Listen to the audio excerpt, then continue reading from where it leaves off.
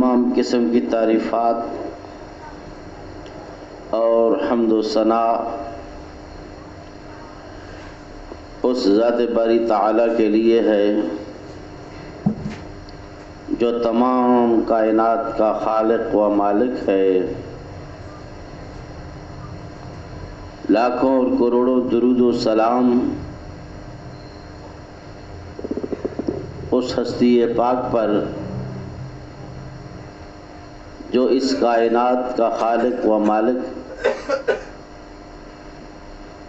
لاکھوں اور کروڑوں درود و سلام اس ہستی پاک پر جس کی بدولت اس کائنات کو وجود ملا،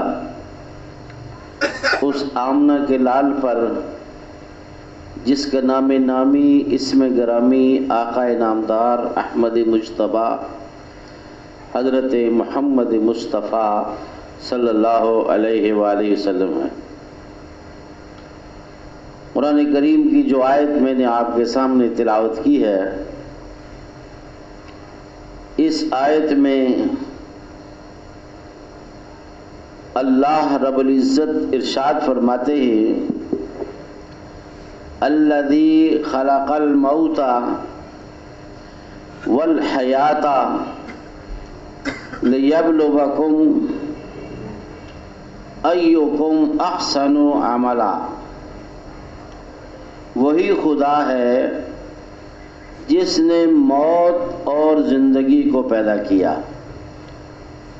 تمہیں آزمائے کہ تم میں کون شخص اچھے عمل کرنے والا ہے۔ حضرات گرامی، زندگی اور موت دو حقیقتیں ہیں۔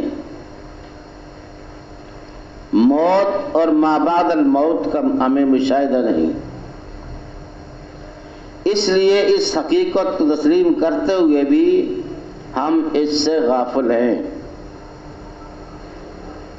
ہم چونکہ زندگی کا مشاہدہ رکھتے ہیں، موت اور موت کے بعد آنے والے واقعات ہماری نظروں سے اوجھل ہیں، اس لیے ہمیں اس چیز نے ہمیں غافل کر رکھا ہے۔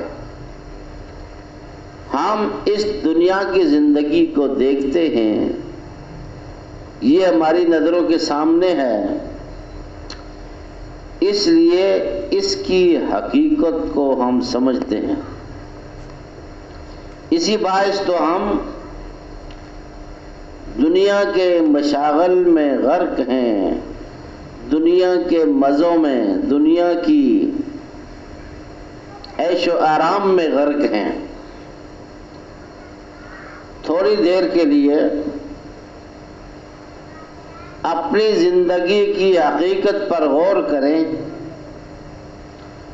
تو یقیناً ہم اس نتیجہ پر پہنچیں گے کہ زندگی کی حقیقت اس کے سوا کچھ نہیں کہ زندگی پانی پر تیرتا ہوا ایک بلبلہ ہے، زندگی ہوا میں ٹمٹماتا ہوا ایک چراغ ہے، زندگی پلکوں پہ اٹکا ہوا ایک آنسو ہے۔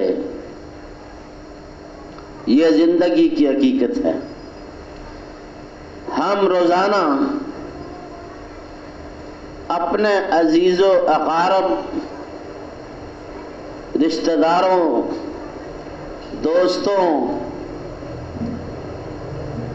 اور مالداروں کو مرتے دیکھتے ہیں۔ ہمارا عالم تو یہ ہے کہ آگاہ اپنی موت سے کوئی بشر نہیں، سامان 100 برس کا ہے، پل کی خبر نہیں۔ قرآن مجید وعلیکم السلام جو اللہ کی سچی کتاب ہے، اس کتاب میں قرآن کریم میں بار بار اللہ نے موت کا ذکر کیا ہے۔ انسان کو موت کی حقیقت سے آگاہ کیا گیا ہے۔ قرآن کریم کی جو آیت میں نے آپ کے سامنے پڑھی ہے، الذی خلق الموت والحیات لیبلوکم ایکم احسن عملا، وہی خدا ہے جس نے موت کو بھی پیدا کیا، زندگی کو بھی پیدا کیا، تاکہ تمہیں آزمائے کہ تم میں کون شخص اچھے عمل کرنے والا ہے۔ ایک اور جگہ ارشاد فرمایا، قل ان الموت الذی تفرون منہ فانہ ملاقیکم، آپ ان بندوں سے کہہ دیجئے کہ جس موت سے تم بھاگتے ہو وہ تم کو آ کر پکڑے گی۔ حضرات گرامی، اس کے لیے تو کرسی کی ادھر ہی، اس وقت کرسی ادھر رکھ۔ حضرات گرامی، موت ایک ایسی اٹل حقیقت ہے جس سے نہ چھٹکارا پایا جا سکتا ہے، نہ فرار، نہ اختیار ہے، نہ ہی اس سے بچاؤ کا کوئی ذریعہ ہے۔ دنیا میں ہر چیز کے لیے تدبیر ہے، ہر چیز کا کوئی نہ کوئی علاج ہے، ہر بیماری سے بچ سکتے ہیں، سردی گرمی سے بچاؤ کی تدبیریں اختیار کر سکتے ہیں،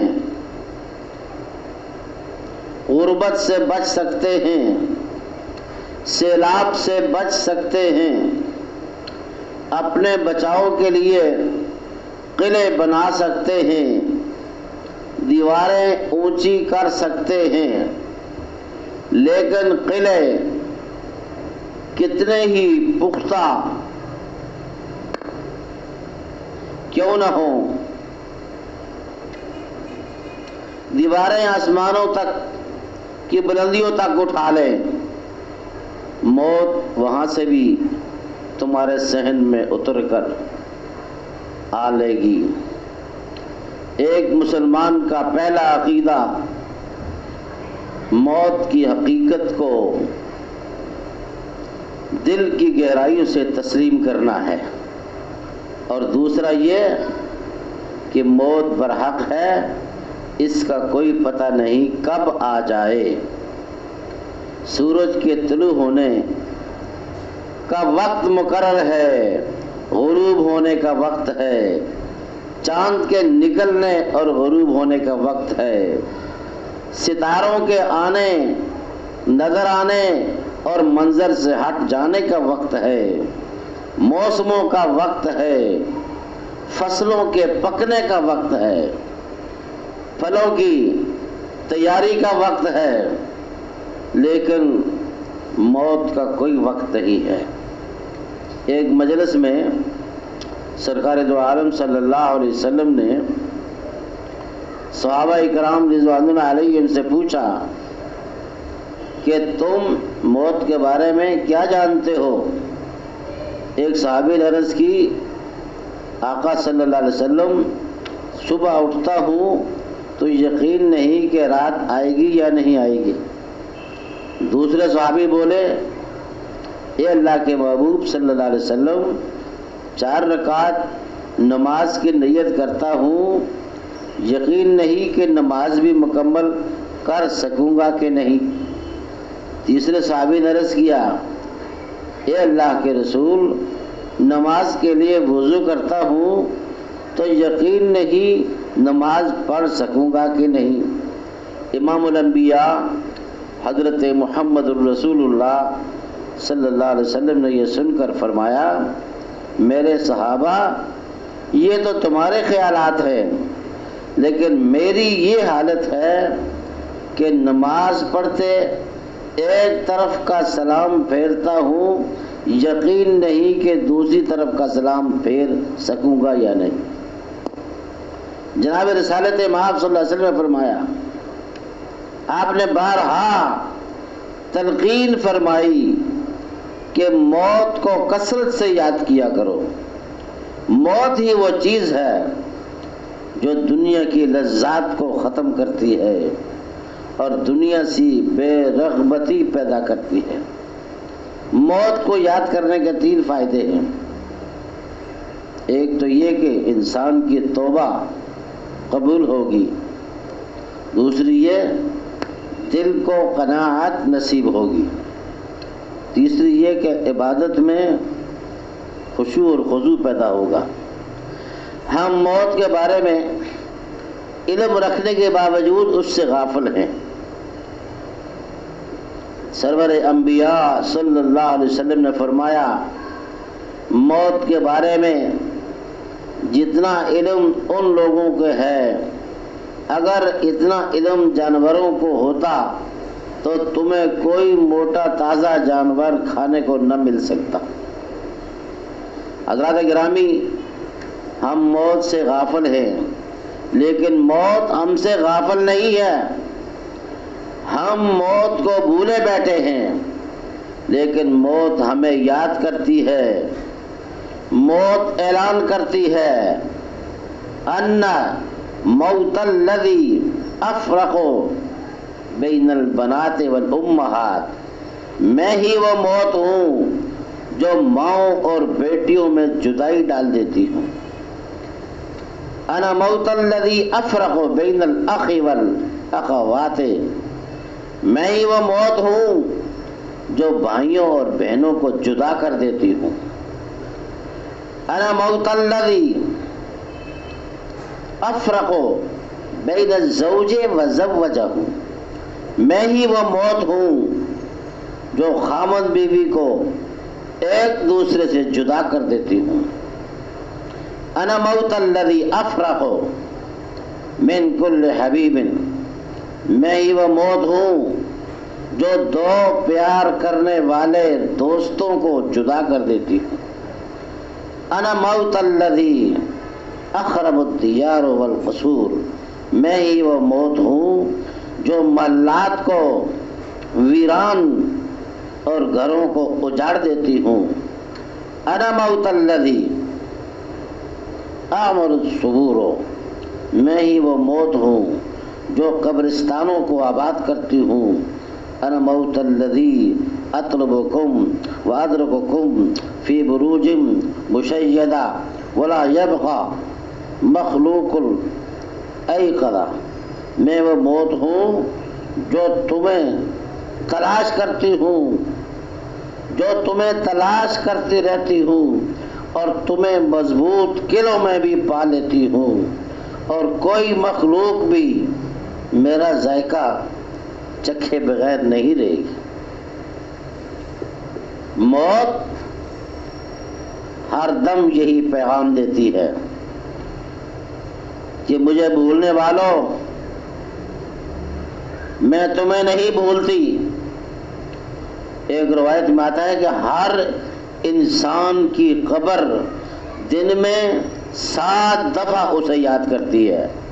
انسان نے جس جگہ جا کے دفن ہونا ہے وہ جگہ دن میں 7 نہیں 70 دفعہ اس انسان کو یاد کرتی ہے، بارہا بار ادا کرتی ہے کہ مجھے بھولنے والے انسان ان ثابت الواحدہ، میں تنہائی کا گھر ہوں، ان ثابت الظلمات، میں اندھیرے کا گھر ہوں، انا ابیت الحیۃ والعقاب، میں سانپوں اور بچھوؤں کا گھر ہوں۔ ہائے افسوس، ہم اپنی قبر کی پکار کو نہیں سنتے۔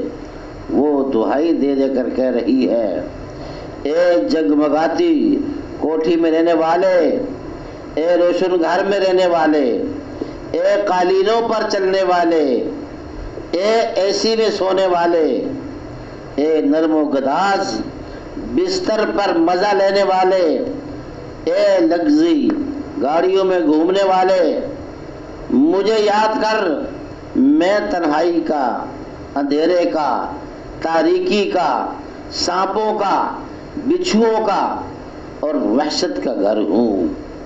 اے میرے پاس آنے والے، یہاں بہترین بستر نہیں ہوگا، بلب اور ٹیوب لائٹ چراغ نہیں ہوگا، کیڑے تیرے جسم کا گوشت کھائیں گے، مٹی تیری ہڈیوں کو کھا جائے گی۔ آنے والے ذرا تیاری سے آنا، آنے والے خالی ہاتھ نہ آنا، لیکن یاد رکھنا یہاں تیری دولت کام نہ آئے گی، تیری جاگیر، تیرا کارخانہ، تیری جوانی، تیرے کمانڈوز، تیری فوج پولیس، تیرا حسن، تیری حکومت، تیرا اقتدار، تیرا منصب، تیرا عہدہ، تیری وزارت، تیری صدارت، تیری ذات، تیری برادری یہاں کوئی کام نہیں آئے گی، یہاں کام بالکل نہیں آئے گی۔ حضرات گرامی، موت کا وقت تو ضرور مقرر ہے، لیکن پتہ نہیں کب آئے۔ ہر دم موت کے لیے مسلمان کو تیار رہنا چاہیے، لیکن ہم غافل ہیں، ہم بے فکر ہیں، ہمیں یاد نہیں ہے۔ موت کا وقت تو کسی کو معلوم نہیں، لیکن مسلمان کا دل ہر وقت دھڑکتا رہتا ہے۔ انسان اس سے انسان کتنا غافل ہے، جس طرح مخصوص پہاڑی علاقے میں بارش کا پتہ نہیں، اسی طرح موت کا بھی پتہ نہیں کب آن لے۔ ہم روزانہ دیکھتے ہیں، شیخ صاحب دفتر میں آئے، چائے کی پیالی آئی، ہاتھ بڑھایا، پینی نصیب نہ ہوئی۔ گوگا پہلوان کشتی لڑتے اکھاڑا میں جان کی بازی ہار گیا۔ ڈرائیور گاڑی چلاتے ہوئے دل کا دورہ پردے سے چل پڑا۔ موت نہ عمر دیکھتی ہے، نہ صحت دیکھتی ہے، نہ بچپن، نہ بڑھاپا، نہ جوانی، وقت آ گیا تو چل بسا۔ 5ویں منزل سے منظور، گر گیا مگر بچ گیا، نئی زندگی ملنے کی خوشی میں دوستوں کے لیے مٹھائی لینے کے لیے چلا، سڑک عبور کرتے کار کی زد میں آ کر جاں بحق ہو گیا۔ موت کا جو وقت متعین ہے ٹل نہیں سکتا، موت آ کر رہتی ہے۔ سرکار دو عالم امام الانبیاء حضرت محمد الرسول اللہ صلی اللہ علیہ وسلم سے جبریل امین انسانی بھیس میں آتے ہیں، پوچھتے ہیں قیامت کے بارے میں کچھ بتائیے۔ سوال کیا تو آپ صلی اللہ علیہ وسلم نے ارشاد فرمایا، قیامت کا علم جتنا سوال کرنے والے کو ہے بس اتنا ہی علم اسے ہے جس سے سوال کیا جا رہا ہے۔ کئی مرتبہ آپ نے دیکھا ہوگا کہ محکمہ موسمیات والے بارش کے بارے میں پیشن گوئی تو کرتے ہیں، لیکن وقت کا تعین نہیں کرتے کہ اتنے بج کر اتنے منٹ اور اتنے سیکنڈ پر بارش ہوگی۔ تیسری بات کی وضاحت ضروری ہے کہ کوئی غلط فہمی نہ پیدا ہو جائے، کیونکہ آج کل الٹرا ساؤنڈ اور جدید میڈیکل ذرائع سے معلوم کیا جاتا ہے کہ ماں کے پیٹ میں بچہ ہے یا بچی ہے۔ جدید میڈیکل ذرائع اس وقت بتاتے ہیں جب بچے کی تخلیق اور اس کا وجود مکمل ہو جاتا ہے، ورنہ اس سے پہلے تو واقعتاً اللہ کی ذات کے علاوہ کوئی نہیں بتا سکتا۔ ایک شخص رات کو سویا، ارب پتی تھا، صبح اٹھا تو فقیر تھا، ڈاکو سب کچھ لوٹ کر لے گئے، گھر کو آگ لگ گئی، سب کچھ جاتا رہا۔ ایک آدمی غریب ہے، ایک وقت کی روٹی ہے، دوسرے وقت کا پتہ نہیں، 10 لاکھ کا انعامی بانڈ نکل آیا، لوگ خوشی سے مرتے بھی دیکھے ہیں، انسان کو پتہ نہیں کہ کل کا دن کیسا ہوگا۔ پاکستان میں تو ایک دن صدر ہوتا ہے، اگلے دن ملک بدر ہوتا ہے، ایک دن مینڈیٹ لینے والا وزیر اعظم ہے، دوسرے دن اسیر اعظم ہے۔ آخری بات یہ کہ موت کب آئے گی اس کے بارے میں بھی اللہ کے سوا کسی کو علم نہیں۔ حضرت سلیمان علیہ السلام کی مجلس میں چند اشخاص بیٹھے ہوئے تھے۔ ایک اجنبی آیا، مجلس میں پہلے سے موجود ایک شخص کو غور سے دیکھنے لگا۔ جب اجنبی چلا گیا تو پہلے شخص نے حضرت سلیمان علیہ السلام سے پوچھا کہ یہ آنے والا کون تھا جو مجھے گھور گھور کر دیکھ رہا تھا؟ فرمایا وہ حضرت اسرائیل علیہ السلام تھے۔ وہ اسرائیل تھا۔ یہ شخص کانپنے لگا اور عرض کی، اے اللہ کے رسول، آپ کی حکومت بڑی وسیع ہے، ہواؤں فضاؤں پر آپ کی حکومت ہے، مجھے ڈر ہے اسرائیل میری جان قبض کرے گا، لہذا مجھے ہوا کے دوش پر سوار کر کے ہندوستان بھیج دیں۔ یہ شخص دوسرے لمحہ ہندوستان میں پہنچ گیا۔ اسرائیل وہاں پہلے سے ہی موجود، اس کی جان قبض کر لی۔ اگلے روز حضرت سلیمان علیہ السلام کے پاس آیا تو آپ نے پوچھا کہ کل میری مجلس میں موجود ایک شخص کو تم گھور گھور کر کیوں دیکھ رہے تھے؟ اسرائیل سے پوچھا تو حضرت اسرائیل نے بتایا کہ اللہ نے مجھے اس شخص کی جان ہندوستان میں قبض کرنے کا حکم دیا تھا، لیکن یہ تمہاری مجلس میں بیٹھا ہوا، اس لیے میں اسے غور سے دیکھ رہا تھا، وہ تو آپ کی مجلس میں بیٹھا ہے۔ حضرت سلیمان علیہ السلام کی اپنی موت بھی بڑے عجیب طریقے سے واقع ہوئی۔ بیت المقدس تعمیر کرا رہے تھے، چونکہ جن آپ کے تابع تھے، جنات بڑے زور و شور سے بیت المقدس تعمیر میں مشغول تھے کہ سلیمان علیہ السلام کی موت کا وقت آ گیا۔ اللہ تعالیٰ نے عین اس موقع پر جب کہ بیت المقدس کی تعمیر ہو رہی تھی، پیغمبر کو بھی مہلت نہ دی۔ جب وقت پورا ہوا تو فوراً موت آ گئی۔ حضرت سلیمان علیہ السلام اس وقت لاٹھی کے سہارے کھڑے نگرانی کر رہے تھے، بیت المقدس تعمیر ہو رہا، جنات کام میں لگے ہوئے ہیں، موت واقع ہو گئی۔ روایتوں میں آتا ہے کہ ارد گرد شیشے کا کمرہ بنایا گیا تھا جس میں کھڑے ہو کر وہ جنات کی تعمیر، جنات کو دیکھ رہے تھے، نگرانی کر رہے تھے، اور جنات یہ سمجھتے رہے کہ حضرت سلیمان علیہ السلام کھڑے کام کی نگرانی کر رہے ہیں، لیکن اللہ کا پیغمبر جس لاٹھی سے ٹیک لگائے کھڑا تھا، کافی عرصے کے بعد آہستہ آہستہ دیمک نے اس لکڑی کی لاٹھی کو چاٹنا شروع کر دیا۔ ایک روز لاٹھی کا کام بھی تمام ہوا تو حضرت سلیمان علیہ السلام کا جسم مبارک نیچے جا گرا۔ تب جنات کو معلوم ہوا، موت کا علم ہوا۔ اللہ تعالیٰ کی قدرت کہ اس وقت تک بیت المقدس کی تعمیر کا کام مکمل ہو چکا تھا۔ تب ان کی لاٹھی کو دیمک نے چاٹا اور آپ کی موت کا علم ہو گیا۔ موت برحق ہے، موت ہر ایک کے لیے ہے، موت نے آ کر رہنا ہے۔ ہم موت سے غافل ہیں، اس کی تیاری سے غافل ہیں۔ موت ہمیں یاد کرتی ہے، قبر یاد کرتی ہے۔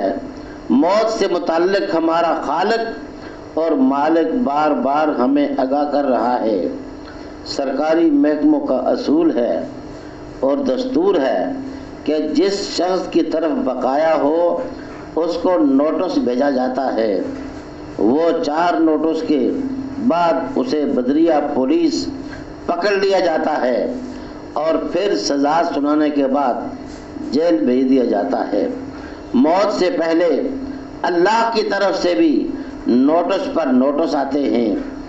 ایک ہم ہیں کہ ٹس سے مس نہیں ہوتے، جوانی گئی بڑھاپا آ گیا، یہ نوٹس ہے موت کا۔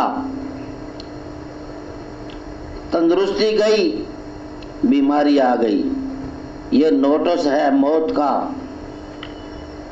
بینائی کمزور ہو گئی، دانت نکل گئے، بال سفید ہو گئے، آواز مدھم پڑ گئی، سانس پھول گیا، شنوائی جاتی رہی، کمر جھک گئی، سر ہلنے لگا، ٹانگیں چلنے سے معذور ہوئیں۔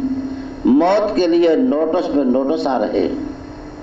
اللہ پکارتے ہیں، اے خان صاحب، اے چودھری صاحب، اے ملک صاحب، اے رانا صاحب، اے چیمہ صاحب، اے عوان صاحب، اے فلانے صاحب، فلانے صاحب، علامہ صاحب، تیرا وقت گزر رہا ہے، تیری زندگی کی فصل تیار ہو رہی ہے، تیری زندگی کی کھیتی پک چکی ہے، اب تیار ہو جا، اب میرے پاس آنے کے لیے تیاری کر لی۔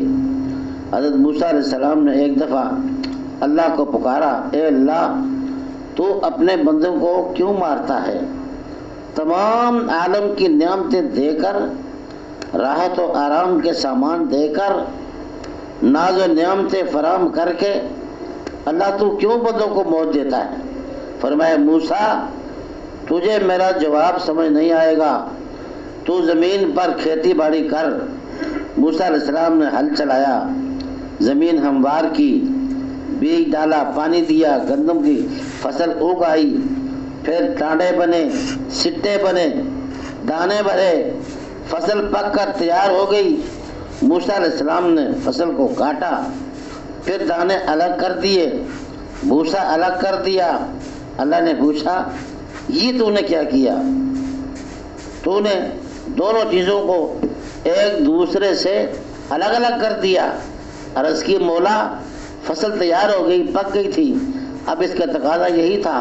اللہ نے فرمایا میں بھی تو اسی طرح کرتا ہوں، جب بندوں کی زندگیوں کی فصل پک کر تیار ہو جاتی ہے، دانے الگ اور بھوسا الگ کر دیتا ہوں، یعنی دانوں کی شکل میں بندوں کو جنت میں بھیج دیتا ہوں اور بھوسے کی شکل میں بندوں کو جہنم میں پھینک دیتا ہوں۔ حضرات گرامی، آج ہم اپنی موت سے غافل ہیں، اس کے لیے کوئی تیاری نہیں۔ ہم نے اپنی ساری صلاحیتیں دنیا کی دولت اور دنیا کی جمع کرنے کی تیاری میں صرف کر رکھی ہے۔ آج ہماری حالت یہ ہے، ہمیں دولت پہ ناز ہے، اپنے کاروبار پہ ناز ہے، اپنے کارخانے، ملز، فیکٹری پر ناز ہے، اپنی بلند بالا کوٹھی پہ ناز ہے، اپنی جماعت، اپنی حکومت، اپنے اقتدار، اپنی عمارت، اپنی وزارت، اپنی صدارت پہ ناز ہے، دنیا میں غرق ہیں، آخرت کے کوئی فکر نہیں، جہنم کی خریداری میں لگے ہیں۔ حضرات گرامی، جتنی محنت سے ہم جہنم خریدتے ہیں، اس سے نصف محنت سے ہم جنت حاصل کر سکتے ہیں۔ دو چیزوں پر انسان کو بہت گھمنڈ ہوتا ہے، ایک دولت، دوسرا جوانی۔ دولت تو آنے جانے والی شے ہے، جبکہ جوانی جا کر آنے والی نہیں۔ کسی نے کیا خوب کہا کہ جوانی ادھار کا مال ہے، جوانی بڑھاپا کی حقیقت ہے۔ جوانی جا کر نہیں آتی، بڑھاپا آ کر نہیں جاتا۔ دولت، طاقت، اقتدار اور جوانی پہ ناز کرنا دانائی نہیں، حماقت ہے۔ دنیا کی لگن اور محبت میں ہم موت اور آخرت سب کچھ بھول بیٹھے ہیں۔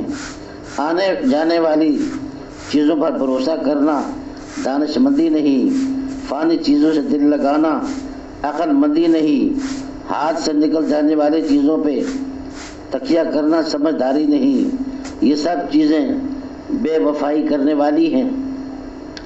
اللہ رب العزت سے دعا فرمائیں، اللہ تعالی ہمیں اپنے حبیب کی تعلیمات پہ عمل کرنے کی توفیق عطا فرمائے۔ سنتیں پڑھ لیجیے.